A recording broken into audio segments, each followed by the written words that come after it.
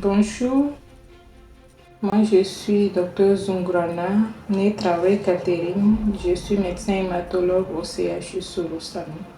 Avant tout propos, je voudrais remercier le web média pour avoir fait sienne la lutte contre la drépanocytose.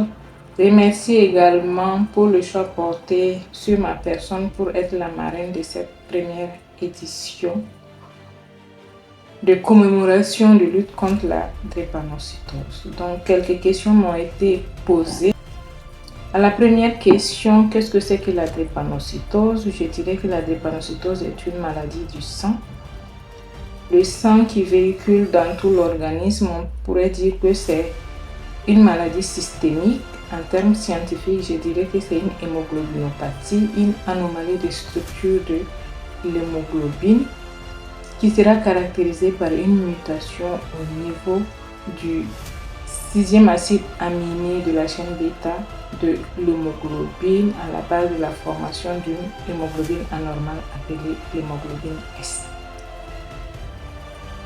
Sur le plan épidémiologique, c'est la maladie génétique la plus répandue au monde. Elle a été reconnue comme une priorité de santé publique par plusieurs organisations, avec 2 foyers originels à partir desquels la maladie s'est répandue dans le monde. Le premier foyer, c'est le foyer africain, où la prévalence du gène va de 10 à 40%. Et le deuxième foyer concerne le continent arabo-indien.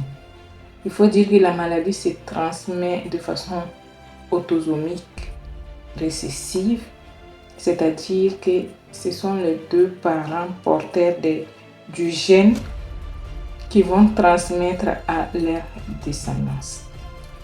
À la deuxième question, quels sont les signes les plus fréquents chez le drépanocytaire? Nous avons de multiples signes au cours de la drépanocytose. La circonstance de diagnostic la plus fréquemment rencontrée dans notre contexte est la douleur ou encore appelée crise vaso-occlusive, dont le siège dépend de l'âge. Chez les nourrissons à partir de 6 mois, la douleur siège généralement au niveau du dos des mains et des pieds, qu'on appelle syndrome pieds-mains ou encore appelé dactylite.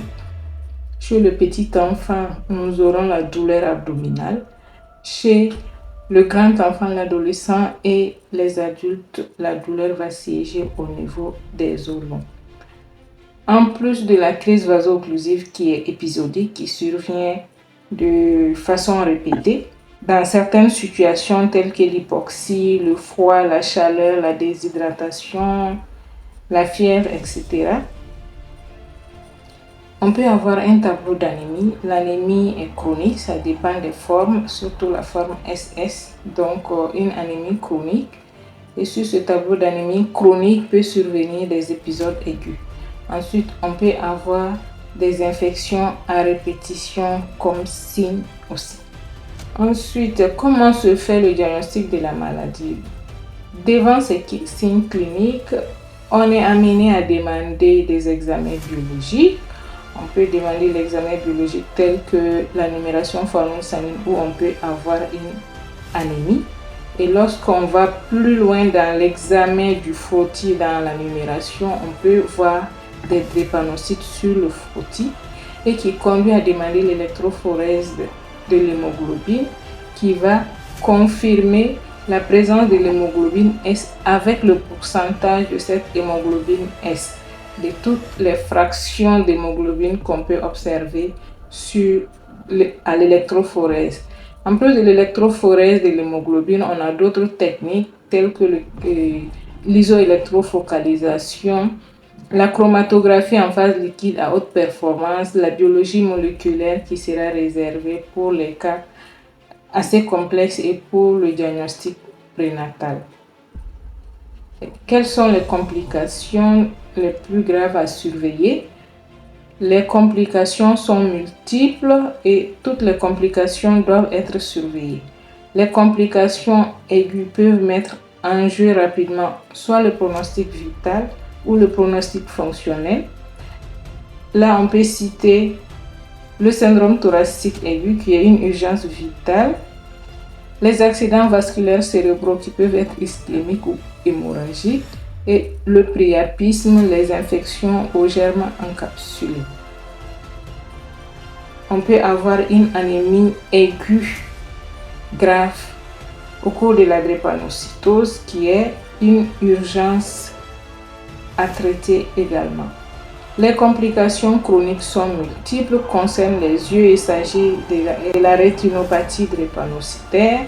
Il peut s'agir des atteintes cardiaques, des atteintes pulmonaires, des atteintes rénales, des atteintes osseuses. Comment prévenir la drépanocytose? La prévention commence par le dépistage du gène drépanocytaire. Si tout le monde connaît son électrophorèse, ça empêche la formation de couples à risque. Donc, la prévention primaire va s'adresser aux couples à risque, c'est-à-dire les couples AS ou ASAC. Et cette prévention primaire repose sur le conseil génétique qui a pour but d'expliquer aux couples les probabilités de mettre au monde un enfant drépanocytaire.